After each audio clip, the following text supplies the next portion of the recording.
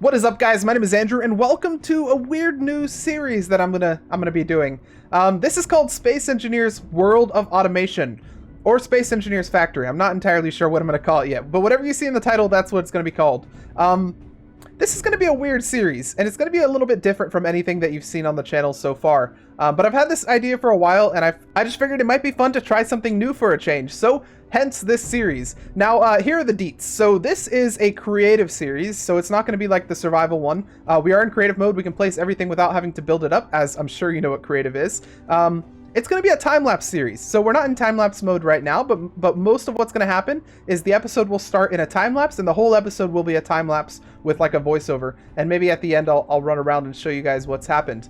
But that's the whole point of the series, is that we're going to build up what's going to be our Space Engineers Factory. And so you may have guessed already, but the idea here is that in Space Engineers we have all these conveyors which can bring things from machine to machine. But what if conveyors did not work that way? What if you could not use conveyors to bring items, for instance, from a refinery to an assembler? How would you get items from one point to the other point? Well, hence what this series is going to be. We're going to attempt to move everything manually with weird machines that are going to do that. And we've got a couple of proofs of concept that I built up just to kind of show you guys what the idea is.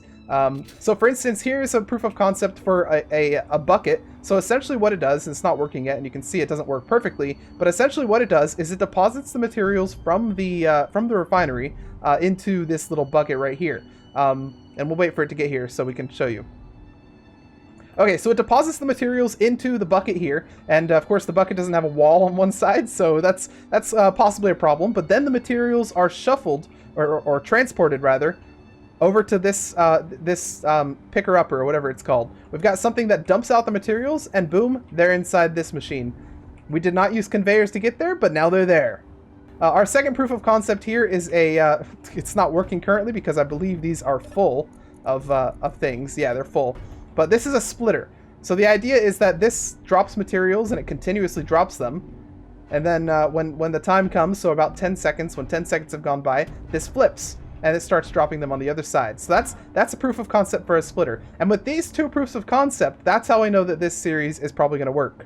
This final proof of concept nobody talks about. This was my attempt to move hydrogen and oxygen without using conveyors, and it did not work as intended. So we'll probably have to eventually find a way to get past that. But for now, it should be fine. Oh my god, missiles are flying everywhere. Okay, guys, so this is our proof of concept area. It's just here to serve as like a little demo, and it might eventually be deleted as well. But this is going to be where our main factory is going to be, and hopefully a bit more compact than that is. That's just like a little workspace. But okay, guys, without further ado, let's jump right into the time-lapse. Hello everybody and welcome to the time-lapse. This is a 10-minute time-lapse and it just kind of showcases what we do, and during that I will be commenting on what we're doing at the time. If you don't want to watch with my voice in the background, then you can feel free to mute the video and you can watch it quietly if you just want that sort of time-lapse experience. Otherwise, I will be here just commenting on what we're doing to give you an idea of what went through my head as I was making this lovely contraption that you'll see towards the end. So the whole idea, I want to start with this. The whole idea for Space Factory, which I think is what we're going to settle on the name for because it sounds kind of catchy. The whole idea for the Space Factory is to make a factory that has a lot of moving parts. In Space Engineers, there aren't naturally a lot of moving parts. They cause clang, and bad things tend to happen if everything is moving, which I kind of count on toward a couple episodes in with this series. But Space Engineers doesn't naturally have a lot of moving parts. Everything is more kind of like conveyed statically. There's just conveyors that move things. If you want to move power, just put a battery on one side of the grid and put something that uses power on the other side of the grid, and it just works. TM. That's kind of how Space Engineers works, and in this series we're trying to subvert, is that the right word? Subvert that whole idea, so that we have a moving factory, a living factory. It looks like everything is alive and moving and crazy, and that's the whole idea. So in this episode, we're attempting to make a refinery system, which will kind of be the centerpiece of the base, or maybe the backbone of the base, the thing that, well, you know what a refinery is. Brings ore and turns it into the refinery. But there's a little bit of a caveat. You see the little red thing on the side? That's what initially I was like, let's make a refinery system. Bam, I kind of spat that out and was like, all right, that's fine, cool. Thing is, though, it's not very complex. It doesn't look very living. I mean, sure, it uses gravity to feed the ores into the refinery, and then it uses gravity again with a slide to feed the ingots into the assembler. But it's not very. I don't know. It's not true to what will become, hopefully, the Space Factory's spirit. It doesn't look that cool. So let's make things a little bit more complex. Let's jump things up a level or 2 or 5 or 100, and let's make a refinery system that has each ore being refined in a different refinery. Cool! How do we do that? Typically you would use sorters, wouldn't you? But I didn't want to do that. I wanted to use a different system, a more living system, I guess we'll call it. And so we settled on a slide that brings so what we'll have is we'll have all the ores coming down one large slide, and then for each specific ore that needs to go into a certain refinery, we'll have some sort of pivot system, which you can see here. You can see me testing around over there, messing around with it, seeing if I can get it working. This is the baby version of the pivot system that eventually will maybe actually work. But we wanted to create this sort of system where, like, if iron's coming down, the pivot for iron to go into the iron refinery would turn, and that would allow the iron to go into the refinery. And you can see that being tested here with some ores. This is our prototype of the pivot system, and in a moment you'll actually see the ores go into the refinery. So the way it works is when we want the ores to go past the refinery, the pivot system stays so that the ores are not obstructed. And when we want the ores to go into the refinery, the pivot turns so that the ores are obstructed and have to flow into the refinery. And that's how the pivot works. And that's how it's going to work for every single refinery. Because we're going to have, I think at the end we have 8 refineries, which begs the question, aren't there 9 ores in Space Engineers? Or are there 10? There's a chance we missed some ores during this build, but that's for the future. That's a future problem. Another decision that we had to come to terms with is if we have this slide system that's kind of gravity fed, where the ores kind of roll down this long slide into their respective refinery, wouldn't it have to be a very, very tall slide to fit like 8 or 9 refineries in there? It would, and it wouldn't look that cool. So instead, that's the whole point of this series. Does it look cool? Well, we decided that wouldn't look cool. So instead we have a 2-slide system where half of the ores get refined on one side of the slide and half of the ores get refined on the other side of the slide. And we're only really working on one side right now, but you can see the early creation of the second slide in right there as well. The slide on the right where those refineries will eventually go. So what happens is we split the ores. You can see like there's like what looks like a little slash towards the top. That's the splitter. It splits the ores from left to right. So it pivots one side and it splits to left. It pivots the other side and it splits to right. And you can actually see that kind of working right now. So at the moment we've got 2 refineries in that are set up. They're both color coded. We have iron and we have nickel. And by the way, I'm sorry for the weather that keeps coming and going. That's just kind of that's me forgetting to turn off the weather, and then it comes so slowly that you kind of forget that it exists until it's like super blinding. So I'm sorry that comes and goes. In the next episode, hopefully I'll remember to turn off the weather. But you can see that the proof of concept is kind of working with iron and nickel. So we're slowly adding on our cobalt one, and then the one on the bottom will be our silicon refinery. This actually makes an interesting question, because if we decide to go the whole factory like this, what would be the logical step for the next episode when we decide to do probably assemblers? Would it be that we would have to have each material get transported individually to each assembler, whereby each assembler can make only one item? That'd be very Factorio-esque, wouldn't it? And I guess that's the spirit of this. So I guess, yeah, that's probably what's in store for next episode, is having some sort of having every assembler assemble only one item, and then things have to be hand delivered, not by a person, but by some sort of machine to that assembler.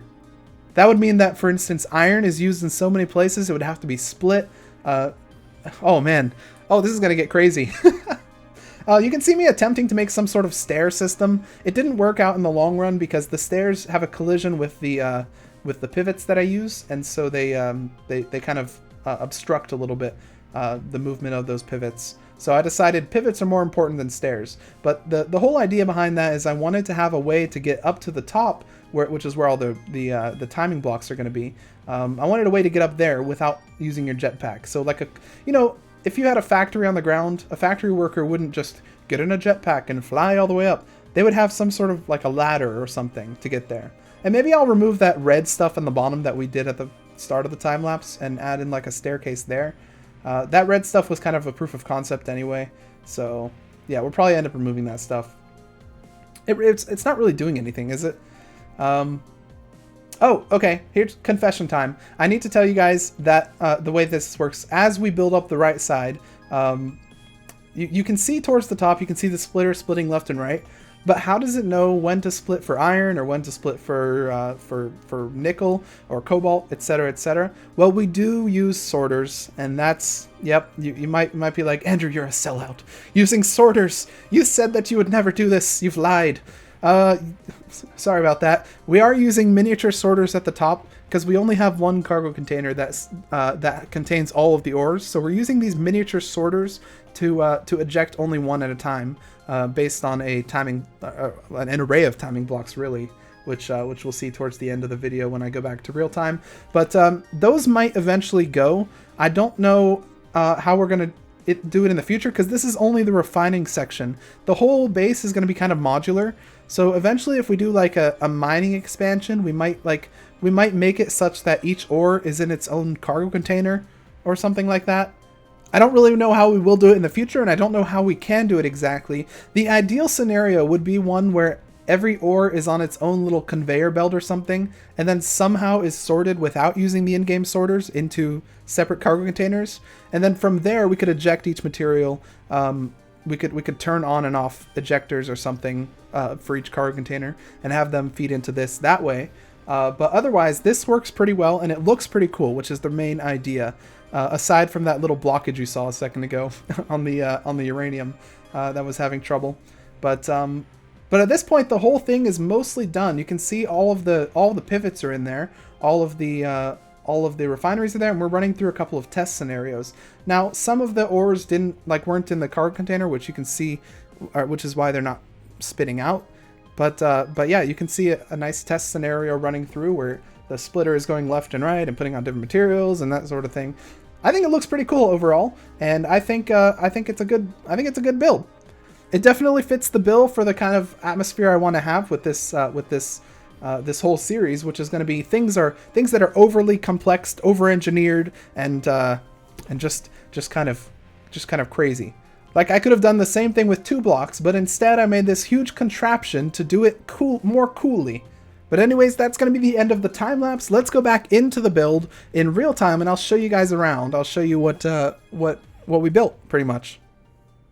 Hello everybody, welcome to the real-time segment of this after the time-lapse. I just want to show you guys a closer look of what's going on, because you might not have gotten a very good look in the time-lapse itself, because it was kind of zoomed out. But you can see everything clearly happening here, and I'll explain as well. Okay, so we have gold. Gold's currently going. Yeah, here comes some gold. So the splitter splits so that it goes towards the gold, and then of course this pivot thing right here pivots so that it blocks the flow and the items can go into gold. And then once it's done, it's going to unpivot, but it waits a little bit. It waits a while before unpivoting because we don't know if all the gold has kind of come through yet, so we do have to wait a little bit. There we go. It finally does it. And that's kind of the order of operations. Now, I don't really want to go through that much of the timer block. We'll go look at them. This is all timed based on timer blocks up here. So we'll take a peek at them, but I don't really want to go through the whole thing because it's a bit complex how we do it, and explaining it would take a very long time.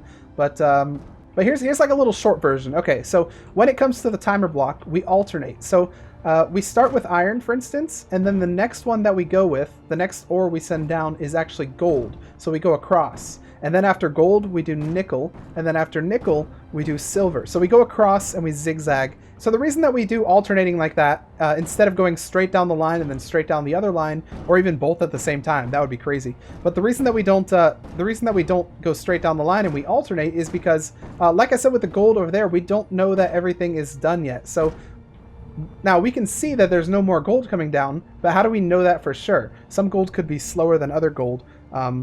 Or something. I don't know. That could happen. That's what we're trying to go against. So for instance, if we started with iron right here, and we turned the pivot so that it was blocking so iron could come through here, and then we wanted to do nickel, at what point do we move the iron back into that position it's in now? At what point do we unpivot it? because we could do it too early, and then the iron, there's some iron that goes through toward the nickel, or we could do it too late, and some of the nickel that's coming down goes into the iron refinery. So we didn't want to do that, so we give it a little buffer time by alternating. So iron goes, then gold goes to give the iron a little buffer time to get in there, and then once gold is done, we can be confident that all the iron is gone. Unless some iron was very slow, and at that point, that's, I don't know what we do about that. But that's why we alternate, and that's pretty much how the timer blocks work. They just kind of, they switch this thing, they set the sorter, and they pivot the thing. So that's pretty much how the timing operations work. Is there anything else that I should give a close view of?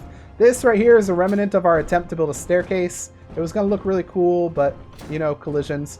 Now, I'm recording this outro right here the same day as Keen released the collision update, so there's a chance I could just do this now and be fine.